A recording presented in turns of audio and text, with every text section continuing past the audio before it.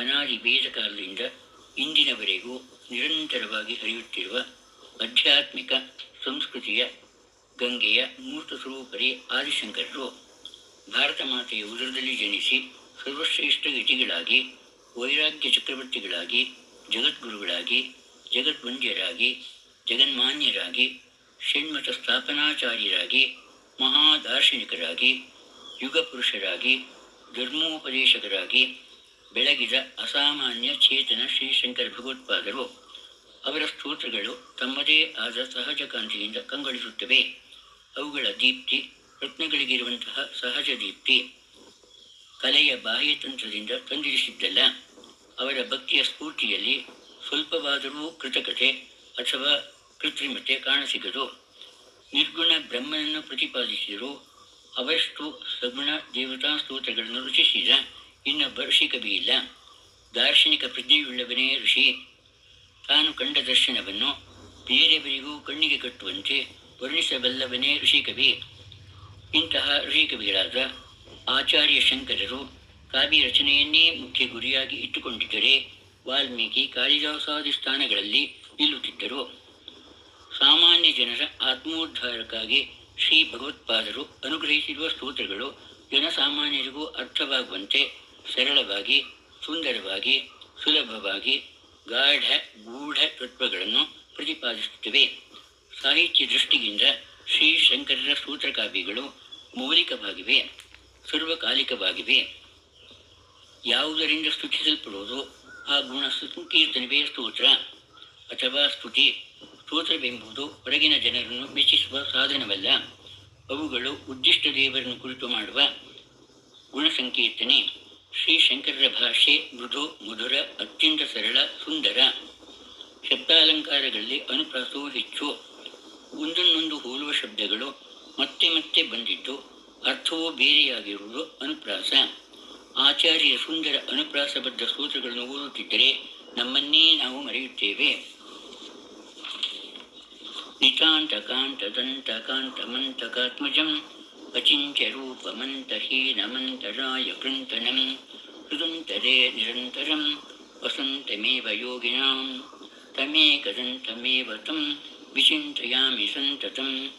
ಇಷ್ಟು ಸುಂದರವಾಗಿ ಪುಂಖಾನುಪುಂಖವಾಗಿ ಬರುವ ಅನುಪ್ರಾಸ ಅನ್ಯತ್ರ ದುರ್ಲಭ.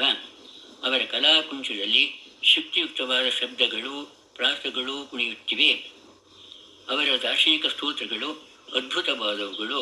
ಉದಾಹರಣೆಗೆ ವಿಶ್ವಂ ದರ್ಪಣ ದೃಶ್ಯಮಾನ ನಗರೀ ತುಲ್ಯಂ ನಿಜಾಂತರ್ಗತಂ ಪಶ್ಯನ್ನಾತ್ಮನಿಮಾಹಿಯ ವೈರ್ವೋದ್ಭೂತಂ ಯಥಾ ನಿದ್ರಯ ಯತ್ಸಾಕ್ಷಾತ್ ಕುರುತೆ ಪ್ರಬೋಧ ಸಮಯೇ ಆತ್ಮಾನಮೇವಾದ್ವಯಂ ತಸ್ಮೈ ಶ್ರೀ ಗುರುಮೂರ್ತಿಗೆ ನಮಃ. ಇದಂ ಶ್ರೀ ದಕ್ಷಿಣಾಮೂರ್ತಿಗೆ. ಯಾರು ಕನ್ನಡಿಯಲ್ಲಿ ಕಾಣುವ ಪಟ್ಟಣಕ್ಕೆ ಹೋಲಿಸಬಹುದಾದ ತನ್ನೊಳಗೇ ಇರುವ ಪ್ರಪಂಚವನ್ನು ಕನಸಿನಲ್ಲಿ ಕಾಣುವ ಹಾಗೆ ಮಾಯೆಯಿಂದ ಹೊರಗೆ ಉಂಟಾಗಿರುವುದಂತೆ ಕಂಡು ಜ್ಞಾನೋದಯವಾದಾಗ ದ್ವೈತರಹಿತವಾದ ಆತ್ಮತತ್ವವನ್ನು ತನ್ನಲ್ಲಿಯೇ ಸಾಕ್ಷಾತ್ಕಾರ ಮಾಡಿಕೊಳ್ಳುತ್ತಾನೆಯೋ ಅಂತಹ ಶ್ರೀ ಗುರು ಸ್ವರೂಪನಾದ ಶ್ರೀ ದಕ್ಷಿಣಾಮೂರ್ತಿಗೆ ನಮಸ್ಕಾರ. ಹೀಗೆ ಮಾನವನ ಅಂತರಾತ್ಮದ ದಿವ್ಯಾನುಭೂತಿಯನ್ನು ಇಷ್ಟೊಂದು ದೃಢ ನಿಶ್ಚಯದಿಂದಲೂ, ನಿಸ್ಸಂಶಯ ನಿಷ್ಠೆಯಿಂದಲೂ, ಪ್ರಚಂಡ ಸ್ಥೈರ್ಯದಿಂದಲೂ ಕವಿತಾಮಯವಾಗಿ ಹಾಡಿರುವ ಇನ್ನೊಂದು ನಿದರ್ಶನ ಸಂಸ್ಕೃತ ಸಾಹಿತ್ಯದಲ್ಲೇ ಏಕೆ ವಿಶ್ವ ಸಾಹಿತ್ಯದಲ್ಲೂ ಇಲ್ಲವೇ ಇಲ್ಲವೆಂದು ವಿದ್ವಾಂಸರ ಅಭಿಪ್ರಾಯ. ನಿರಂತರವಾಗಿ ಬರುವ ದುಃಖ ದಾರಿದ್ರ್ಯಗಳ ಕಾರಣದಿಂದ ಮನುಷ್ಯನು ಖಿನ್ನನಾಗುತ್ತಾನೆ. ಅಂತಿಮವಾಗಿ ಮೃತ್ಯುಶಯ್ಯೆಯಲ್ಲಿರುವ ಅವನನ್ನು ನೋಡಿ ಮಡದಿ ಮಕ್ಕಳು ಕಣ್ಣೀರು ಇರುವಾಗ ಅವನನ್ನು ರಕ್ಷಿಸುವವರು ಯಾರು? ಆಗ ಭಗವಂತನಲ್ಲಿಟ್ಟ ಭಕ್ತಿ ಮಾತ್ರ ರಕ್ಷಿಸಬಲ್ಲದು.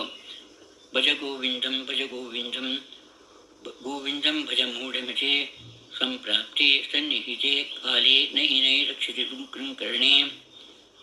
ಹೃದಯಾಕರ್ಷಕ ಶಬ್ದಗಳಿಂದ ಎಂಥವರ ಮನಸ್ಸಿಗೂ ನಾಟುವಂತೆ ಬಣ್ಣಿಸಿ ನಮ್ಮನ್ನು ತಿದ್ದಿ ಮಾರ್ಪಡಿಸುವ ಕಾರ್ಯವನ್ನು ಶ್ರೀಶಂಕರರು ಮಾಡಿರುವುದನ್ನು ಹೆಜ್ಜೆ ಹೆಜ್ಜೆಗೂ ಗಮನಿಸಬಹುದು.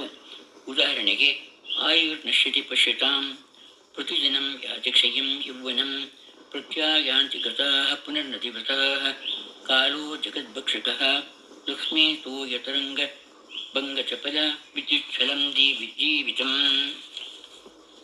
ತಸ್ಮಾಂ ಮಾಂ ಶರಣಾಗತಂ ಕರುಣಯಾ ತ್ವಂ ಪ್ರಕ್ಷರಕ್ಷಾಧುನಾ ಅವರ ಸ್ತೋತ್ರಗಳಲ್ಲಿ ಕಾವ್ಯ ಕಲೆಯ ಜಂಜಾಟವಿಲ್ಲ, ಶಾಸ್ತ್ರ ವಿಚಾರಗಳ ಜಟಿಲ ಚರ್ಚೆಯಿಲ್ಲ. ಇಲ್ಲಿಯ ಅದ್ವೈತ ಬರಿಯ ಬಾಹಿಯಿಂದ ಬರುವ ವಾಗ್ಅದ್ವೈತವಲ್ಲ.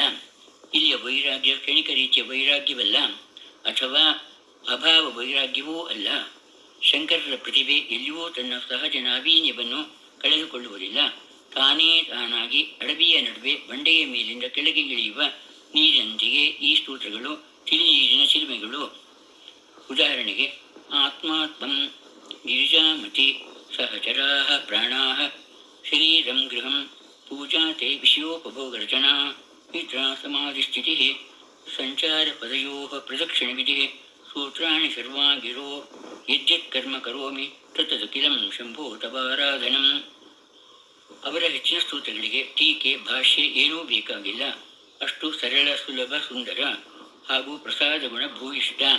ವಿದ್ವಾಂಸರಿಂದ ಹಿಡಿದು ಮಕ್ಕಳವರೆಗೆ ಎಲ್ಲರಿಗೂ ಅರ್ಥವಾಗುವಂತಿದ್ದರೆ ಅದು ಪ್ರಸಾದ ಗುಣ.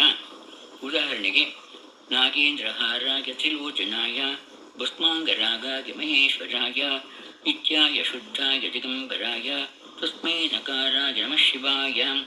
ಇನ್ನೊಂದು ಉದಾಹರಣೆ, ಕುಂಕುಮ ಚಂದನ ಲೇಪಿತಲಿಂಗಂ ಪಂಕಜಹಾರ ಸುಶೋಭಿತಲಿಂಗಂ ಸಂಚಿತ ಪಾಪ ವಿನಾಶಕಲಿಂಗಂ ತತ್ಪ್ರಣಮಾಮಿ ಸದಾಶಿವಲಿಂಗಂ. ಆಚಾರ್ಯ ಒಂದು ಚಿಕ್ಕ ಪದ್ಯ ಸಿಕ್ಕಿದರೆ ಚಿತ್ರಶಿಲ್ಪಿಯು ಸುಂದರವಾದ ವಿಗ್ರಹವನ್ನು ನಿರ್ಮಿಸಿ ಬಿಡುತ್ತಾನೆ. ಉದಾಹರಣೆಗೆ, ಏಕೇನ ಚಕ್ರಮ ಅಪರೇಣ ಶಂಖಮನ್ಯೇನ ಸಿಂಧುತನಯ ಅಮಲಂ ವ್ಯತಿಷ್ಠನ್ ವಾಮಕರೇಣ ವರದಾಭಯ ಪದ್ಮಚಿಹ್ನಂ ಲಕ್ಷ್ಮೀ ನರಸಿಂಹ ಮಮದೇಹಿ ಕರಾವಲಂಬಂ. ಶ್ರೀ ಶಂಕರ ಸ್ತೋತ್ರಗಳಲ್ಲಿ ಕಂಡುಬರುವ ಸಾಮಾನ್ಯ ಅಂಶಗಳು: ಭಗವಂತನು ಅನಂತ, ಅದ್ವಿತೀಯ, ಸಚ್ಚಿದಾನಂದ ಸ್ವರೂಪ, ನಾಮಾದಿ ಭೇದರಹಿತ, ಗುಣಾತೀತ, ಅವ್ಯಕ್ತ, ಅವನಿಂದಲೇ ಸೃಷ್ಟಿಸ್ಥಿತಿ ಲಯ, ಅವನು ಆಕಾರರಹಿತ, ಓಂಕಾರಗಮ್ಯ, ಇಷ್ಟಾರ್ಥದಾಯಕ, ಭಕ್ತಿಜ್ಞಾನ ವೈರಾಗ್ಯವುಳ್ಳವರಾಗಿ ಈಶ್ವರಾರ್ಪಣ ಬುದ್ಧಿಯಿಂದ ಒಳ್ಳೆಯ ಕೆಲಸ ಮಾಡುವವರು ಮೋಕ್ಷಕ್ಕೆ ಅರ್ಹರು. ಭೂತದಗೆ, ತ್ಯಾಗ, ಇಂದ್ರಿಯ ನಿಗ್ರಹ, ಈಶ್ವರ ಪ್ರಣಿಧಾನಗಳು ಧರ್ಮಾಚರಣೆಯ 4 ಅಂಶಗಳು.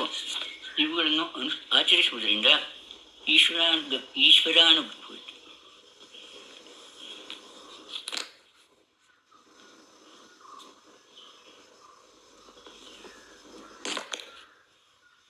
ಈಶ್ವರಾನುಗ್ರಹದಿಂದ ಲೋಕಕಲ್ಯಾಣ ಉಂಟಾಗುವುದು. ಹೀಗೆ ಶ್ರೀ ಶಂಕರ ಸ್ತೋತ್ರಗಳು ಯಾವ ಪ್ರಶಸ್ತಿ ಪದವಿಗಳ ಲೌಕಿಕ ಲಾಭದಾಸೆಯಿಂದ ರಚಿತವಾದವುಗಳಲ್ಲ. ಅವು ತಮ್ಮ ವ್ಯಕ್ತಿತ್ವದ ಉದ್ಧಾರಕ್ಕೆ ಹಾತೊರೆಯುವುದಿಲ್ಲ. ಮಾನವ ಕುಲವೇ ಉದ್ಧಾರವಾಗಿ ದಿವ್ಯಾನುಭವದಲ್ಲಿ ಸಹಭಾಗಿಯಾಗಲೆಂಬ ವಿಶ್ವಮಾನವ ಕಲ್ಯಾಣದ ಗುರಿಯಿಂದ ಹೊರಹೊಮ್ಮಿರುವ ಹೃದಯ ಸ್ಫೂರ್ತಿಮಯ ಕಿಡಿಗಳು. ಅವು ವಿಶ್ವ ಸಾಹಿತ್ಯದ ಅನರ್ಘ್ಯ ರತ್ನಗಳು. ಅವುಗಳ ಅನುಶೀಲನೆಯಿಂದ ಮಾನವ ಕೋಟಿಗೆ ಪರಮ ಪುರುಷಾರ್ಥ ಸಾಧನೆಗಳು ಸಿದ್ಧಿಗಳು ಉಂಟಾದವು. ಹೀಗೆ